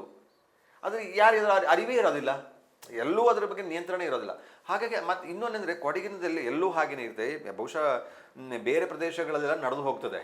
ಕೊಡಗಿನಂಥ ಸೂಕ್ಷ್ಮ ಪ್ರದೇಶಗಳಲ್ಲಿದ್ದಾಗ ಅದನ್ನು ಯೋಜನೆಗಳನ್ನ ರೂಪಿಸಬೇಕು. ಯಾಕೆಂದರೆ ನಾವು ಅವರವರ ಪಾಡಿಗೆ ಯೋಜನೆ ರೂಪಿಸ್ತಾರೆ, ಅವರವ್ರ ಪಾಡಿಗೆ ಅದನ್ನು ವಿರೋಧ ಮಾಡ್ತಾರೆ. ಆ ಥರ ಆಗೋಗಿದೆ. ಈ ಜನರಿಗೆ ಅರ್ಥ ಮಾಡಿ ಕೊಡಬೇಕು. ಈಗ ರೈಲ್ವೆ ಬೇಡ ಅಂತ ಹೇಳೋದು ಒಂದಲ್ಲ, ಅದರಿಂದ ರೈಲ್ವೆಯಿಂದ ಏನು ಪರಿಣಾಮ ಆಗ್ತದೆ ಅಂತ ತಡೆಯೋ ಕೆಲಸಗಳು ಮಾಡ್ಬೋದಲ್ಲ. ಎಲ್ಲದಕ್ಕೂ ಪರಿಹಾರ ಇದ್ದೇ ಇದೆ, ಇಲ್ಲ ಅಂತ ಹೇಳೋದು, ಎಲ್ಲದಕ್ಕೂ ಪರಿಹಾರ ಇದೆ. ಈಗ ನೋಡಿ, ನಮಗೆ ತೋಟಗಾರಿಕೆ ಬೆಳೆಗಳನ್ನು ಬೆಳೆದು ಆದಾಯವನ್ನು ಪಡ್ಕೊಳ್ಳುವಂಥ ಅವಕಾಶಗಳಿದೆ. ಕಾಫಿಯನ್ನು ಒಂದೇ ಅವಲಂಬಿಸೋದು ಅಪಾಯಕಾರಿ. ದರ ಈಗ ಚೆನ್ನಾಗಿದೆ, ಎಲ್ಲವೂ ನಡೀತದೆ. ದರ ಕುಸಿದೋದಾಗ ಎಲ್ಲ ಎಫೆಕ್ಟ್ ಆಗ್ತದೆ. ಈಗ ನೀವು ತೋಟ ಕೆಲಸವನ್ನು ಮಾಡ್ತಿದ್ರಿ, ಒಳ್ಳೆ ವೇತನ ಕೊಡ್ತಾ ಇದ್ರಿ, ಆದಾಯ ಸಿಗ್ತಾ ಇದೆ, ಬೇರೆ ಚಟುವಟಿಕೆ ನಡೀತಾ ಇದೆ. ನಿಂತೋದ್ರೆ ತೋಟ ಮೇಂಟೈನ್ ಮಾಡೋಕ್ಕಾಗಲ್ಲ, ಉತ್ಪನ್ನ ಕಡಿಮೆ ಆಗುತ್ತೆ, ಸಾಲಗಳು ಹೊರೆ ಆಗುತ್ತೆ, ಕಾರ್ಮಿಕರಿಗೂ ಕೆಲಸ ಇಲ್ಲದಾಗುತ್ತೆ, ತೋಟ ಮೇಂಟೈನ್ ಮಾಡೋಕ್ಕೆ ಆಗದಾಗುತ್ತೆ, ಎಲ್ಲ ರೀತಿಯಲ್ಲೂ ವ್ಯತಿರಿಕ್ತ ಪರಿಣಾಮ ಆಗುತ್ತೆ. ಇವತ್ತು ಉತ್ತರ ಭಾರತದ ಕಾರ್ಮಿಕರು ಬರದೇ ಹೋಗಿದ್ರೆ ಇವತ್ತು ತೋಟದ ಪರಿಸ್ಥಿತಿ ಏನಾಗ್ತಿತ್ತು? ತೋಟದ ನಿರ್ವಹಣೆ ಮಾಡೋಕ್ಕೆ ಸಾಧ್ಯ ಆಗ್ತಿರ್ಲಿಲ್ಲ, ಕಾಫಿ ಕೊಯ್ಲೋಕ್ಕೆ ಸಾಧ್ಯ ಆಗ್ತಿಲ್ಲ, ತೋಟ ಕೆಲಸ ಮಾಡೋಕ್ಕೆ ಸಾಧ್ಯ ಆಗ್ತಿರ್ಲಿಲ್ಲ. ಇವತ್ತು ಈ ಅಷ್ಟು ಪ್ರಮಾಣದ ಕಾರ್ಮಿಕರು ಇದ್ದೂ ಸಹ ಸಮಸ್ಯೆ ಅನುಭವಿಸ್ತಾ ಇದ್ದಾರೆ. ಇವತ್ತು ಅಸ್ಸಾಂದ ಚುನಾವಣೆ ಬರ್ತಾ ಇದೆ, ಕಾರ್ಮಿಕರು ಅಲ್ಲಿಗೆ ಹೋಗ್ತಾರೆ ಅಂತ ಹೇಳುವಾಗ ಆ ಹೋಗಿ ಬರೋ ಟೈಮಿಗೆ ನಮಗೆ ಕೆಲಸಕ್ಕೆ ತೊಂದರೆ ಆಗುತ್ತೆ ಅಂತೇಳಿ ಚಡಪಡಿಸುವಂಗೆ ಬಂದಿದೆ. ಅಂದರೆ ಅಷ್ಟು ಅವಲಂಬಿತವನ್ನು ಆ ಭಾಗದ ಕಾರ್ಮಿಕರಿಗೆ ಇವತ್ತು ಜನ ಅವಲಂಬಿಸಿದ್ದಾರೆ. ಹಾಗಾಗಿ ಜನರಿಗೂ ಅದರ ವ್ಯತಿರಿಕ್ತ ಪರಿಣಾಮ ಆಗುತ್ತೆ. ಬಹುಶಃ ರೈಲ್ವೆ ಯೋಚನೆ ಮಾಡುವಾಗ ಇನ್ನೂ ಸಹ ಸಂಸದರು ಹೇಳಿದ್ದಾರೆ ಜನಾಭಿಪ್ರಾಯವನ್ನು ರೂಪಿಸಿದ್ದಾರೆ. ಅದು ಯೋಜನೆ ಬೇಕು ಬೇಡ ಅಂತ ಹೇಳೋದಕ್ಕಿಂತ ಆ ಒಂದು ಎಲ್ಲ ವಲಯದಲ್ಲಿ ಒಂದು ಚರ್ಚೆ ನಡೀಬೇಕು. ಯಾಕಾಗಿ ಬೇಡ ಅಂತೇಳಿ ಪ್ರಾಕ್ಟಿಕಲ್ ಆಗಿರ್ಬೇಕು. ಅಥವಾ ಚರ್ಚೆ ಮಾಡದೆ ಬೇಡ ಅಂತ ಹೇಳಿ ಧ್ವನಿಯನ್ನೇ ಹತ್ತಿಕ್ಕುವ ಪ್ರಯತ್ನಗಳೇನಿದೆ ಅದು ಸಹ ಸರಿಯಲ್ಲ. ಯಾರೋ ಪರಿಸರವಾದಿಗಳು ಇನ್ಯಾರೋ ವಿರೋಧ ಮಾಡ್ತಿದ್ದಾರೆ ಆ ಕಾರಣಕ್ಕಾಗಿ ಯೋಜನೆ ಬೇಕು ಅಂತ ಹೇಳೋದು ಸರಿಯಲ್ಲ. ನಿಮಗೆ ಪಾಯಿಂಟೇ ಅಲ್ಲ. ಈ ಸೈನಿಕರು ಬರ್ತಾರೆ ಅದಕ್ಕೆ ಬೇಕು ಅಂತ ಅಲ್ಲಿ ಲಾಜಿಕೇ ಇಲ್ಲ. ಯಾಕೆಂದರೆ ನಮ್ಮ ಸೈನಿಕರೇ ಕಮ್ಮಿ ಆಗಿದ್ದಾರೆ, ದೇಶದ ಸೇವೆ ಮಾಡ್ತಿರೋ ಕಮ್ಮಿ ಇದೆ. ಹಾಗಾದರೆ ಆ ಪಾಯಿಂಟ್ ಬಿದ್ದೋಗ್ತದೆ. ಕಾಫಿ ನಮ್ಮ ಟ್ರೈನಿಂದ ಮಾತ್ರ ಎಕ್ಸ್ಪೋರ್ಟ್ ಆಗುತ್ತೆ, ಅದು ಒಳ್ಳೆ ಆದಾಯ ಸಿಗುತ್ತೆ ಅಂತ ಹೇಳೋದು ಪ್ರಾಕ್ಟಿಕಲ್ ಆಗಿ ಯೋಚನೆ ಮಾಡಬೇಕಾಗಿದೆ. ಎಷ್ಟೋ ವರ್ಷಗಳಿಂದ ಅದಕ್ಕೆ ಅಡ್ಜಸ್ಟ್ ಆಗಿ ಹೋಗಿದ್ದಾರೆ. ಇವತ್ತು ಅದು ಎಷ್ಟು ಫೀಸಿಬಲ್ ಇರ್ಬೋದು. ಈಗ ನಾನು ಹೇಳೋದು ಉತ್ಪನ್ನ ರೈಲ್ವೆಯಿಂದ ನೇರವಾಗಿ ಎಷ್ಟು ಎಕ್ಸ್ಪೋರ್ಟ್ ಆಗೋ ಪ್ರದೇಶಕ್ಕೆ ಹೋಗೋದಕ್ಕೆ ಒಂದಿಷ್ಟು ವೆಚ್ಚ ಕಡಿಮೆ ಆಗೋದ ಕಾರಣಕ್ಕಾಗಿ, ಖರ್ಚು ವೆಚ್ಚ ಕಡಿಮೆ ಆಗೋದಕ್ಕಾಗಿ ಒಂದಿಷ್ಟು ಲಾಭ ಬೆಳೆಗಾರರಿಗೆ ಸಿಗುವಂಥ ಅವಕಾಶಗಳು ಇರ್ಬೋದು. ಕಚ್ಚಾ ಸಾಮಗ್ರಿ ಬರೋ ಕಾರಣಕ್ಕಾಗಿ ಬೇರೆ ಬೇರೆ ಕೈಗಾರಿಕೆಗಳನ್ನು ಸ್ಥಾಪನೆ ಮಾಡುವಂಥ ಅವಕಾಶಗಳಿರ್ಬೋದು. ಬೇರೆ ಬೇರೆ ಅವಕಾಶಗಳಿಗೆ ನಾವು ತೆರೆದುಕೊಳ್ತೀವಿ. ರೈಲ್ವೆ ಇಲ್ಲದ ಕಾರಣಕ್ಕಾಗಿ ಹಲವು ಯೋಜನೆಗಳು ಕಾರ್ಯರೂಪಕ್ಕೆ ಬರೋಕ್ಕೆ ಅಥವಾ ಯೋಚನೆ ಮಾಡೋಕ್ಕೆ ಸಾಧ್ಯ ಆಗದಿರುವಂಥದ್ದು ಸಾಧ್ಯತೆಗಳು ಹೆಚ್ಚಿದೆ. ಈಗ ನಾವು ಜಿಂದಾಲಿಗೆ ಹೋಗಿದ್ದೀವಿ. ಜಿಂದಾಲಲ್ಲಿ ನೇರವಾಗಿ ರೈಲ್ವೆ ಟ್ರ್ಯಾಕ್ ಅಲ್ಲಿಗೆ ಇದೆ. ಅವರಿಗೆ ಕಚ್ಚಾ ಸಾಮಗ್ರಿ ನೇರವಾಗಿ ಉತ್ತರ ಭಾರತದಿಂದ ರೈಲ್ವೆ ಮೂಲಕ ನೆಟ್ಟಿಗೆ ಅದರೊಳಗೇನೆ ಜಿಂದಾಲ್ ಇದಕ್ಕೆ ನೆಟ್ಟಿಗೆ ಬರ್ತದೆ. ಕೋಲ್ ನೆಟ್ಟಿಗೆ ಅವ್ರ ಫ್ಯಾಕ್ಟ್ರಿಗೆ ನೆಟ್ಟಿಗೆ ಅಲ್ಲಿಗೆ ಬರ್ತದೆ. ಅದರೊಳಗೇನೆ ರೈಲು ಹೋಗ್ತಾ ಇದೆ. ಅಂದರೆ ಅದು ಇದ್ದಕ್ಕೆ ನಮಗೆ ಉಪಕಾರ ಅವರಿಗೆ ಆಯಿತು. ಜಿಂದಾಲಲ್ಲಿ ಮಾಡೋಕ್ಕೆ ಸಾಧ್ಯ ಆಯಿತು, ಬಳ್ಳಾರಿಯಲ್ಲಿ, ವಿಜಯಪುರದಲ್ಲಿ. ಇಲ್ಲದ್ರೆ ಇಲ್ಲಿ ಮಾಡೋಕ್ಕೆ ಹೆಂಗೆ ಅದು ನಮ್ಗೆ ಕಲ್ಪನೆ ಮಾಡೋಕ್ಕಾಗೋದಿಲ್ಲ. ಅಥವಾ ಪರಿಸರ ಸ್ನೇಹಿ ಕೈಗಾರಿಕೆಗಳನ್ನ ಮಾಡೋಕ್ಕೆ ಅವಕಾಶಗಳಿತ್ತನ್ನ ಅದಂತೆ ಯಾರು ತೆಗೆದುಕೊಳ್ಳೋಕ್ಕೆ ರೆಡಿಯೇ ಇಲ್ಲ ಅಂತ ಅಂದ್ಕೊಳ್ತೇನೆ. ಅದೇ ಈ ಸಮಸ್ಯೆ ಅಂತ ಏನು ಭಾವಿಸ್ತೀವಿ, ಆ ಸಮಸ್ಯೆಗೆ ಪರಿಹಾರ ಕಂಡುಕೊಂಡು ಯಾವ ರೀತಿ ಕಾರ್ಯರೂಪಕ್ಕೆ ತರ್ಬೋದು ಅನ್ನೋದು ನಿಟ್ಟಿನಲ್ಲಿ ಯೋಚನೆ ಆದರೆ ನೀವು ಹೇಳಿದಾಗೆ ಆ ಸಂಸದರು ಹೇಳಿದ್ದಾರೆ. ಮುಂದೆ ಬರುವಂತಹ ಚರ್ಚೆಯ ಸಂದರ್ಭದಲ್ಲೂ ಕೂಡ ಅವರು ಎಲ್ಲರನ್ನೂ ಕೂಡ ಪರಿಗಣನೆಗೆ ತೆಗೆದುಕೊಂಡು ಯಾವುದಾದ್ರೂ ಈಗ ಸಮಸ್ಯೆ ಅಂತ ಯಾರು ವಾದ ಮಾಡ್ತಿದ್ದಾರೆ, ಆ ಸಮಸ್ಯೆ ಏನು, ಯಾಕಾಗ್ತಿದೆ, ಆ ಸಮಸ್ಯೆ ಆಗದ ರೀತಿಯಲ್ಲಿ ಯಾವ ರೀತಿ ಮಾಡ್ಬೋದು, ಜೊತೆಗೆ ಇವರು ಬೇಕು ಅನ್ನೋಂಥವ್ರ ವಾದವನ್ನು ಎಲ್ಲರನ್ನೂ ಪರಿಗಣನೆಗೆ ತೆಗೆದುಕೊಂಡು ಮಾಡಿದ್ರೆ ಗೊತ್ತಿಲ್ಲ ಮುಂದಕ್ಕೆ ಏನಾಗುತ್ತೆ ಅಂತ. ಕುಟುಂಬರು ಥ್ಯಾಂಕ್ ಯು ಇವರದ ಚರ್ಚೆಯಲ್ಲಿ ಭಾಗವಹಿಸಿದ್ದಕ್ಕೆ. ಧನ್ಯವಾದ. ವೀಕ್ಷಕರೇ, ರೈಲಿನ ವಿಚಾರವಾಗಿ ಮಾತಾಡಿದ್ವಿ. ಈ ಬಗ್ಗೆ ನಿಮ್ಮ ಅನಿಸಿಕೆ ಅಭಿಪ್ರಾಯಗಳಿದ್ರೆ ಕಮೆಂಟ್ ಮಾಡಿ. ಥ್ಯಾಂಕ್ ಯು ಕಾರ್ಯಕ್ರಮ ನೋಡಿದ್ದಕ್ಕಾಗಿ. ಮುಂದಿನ ವಾರ ಮತ್ತೊಂದು ವಿಷಯದ ಜೊತೆಗೆ ನಿಮ್ಮೆದುರಿಗೆ ಬರ್ತೇವೆ. ಅಲ್ಲಿವರೆಗೂ ಎಲ್ಲರೂ ಕ್ಷೇಮವಾಗಿರಿ. ಧನ್ಯವಾದ.